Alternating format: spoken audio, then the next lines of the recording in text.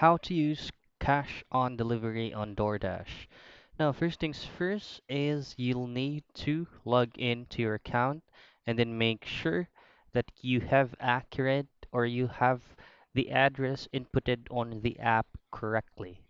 Now, first thing you gotta know is COD or cash on delivery on DoorDash is actually a limited payment method. It's not gonna be available for all the merchants or for all the foods that you want it to be delivered. Now it's going to be depending on the area or the location on where you're placing that order to.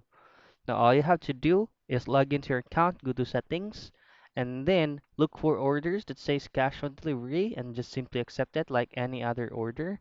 And the only difference is you'll get paid or you will be paying in cash when it was being delivered to you. Again, it's not gonna be the same on all of the shops or any stores that has will be integrated through the app. It's only a limited payment method. It's not gonna be available for all the foods that you wanted to be ordered.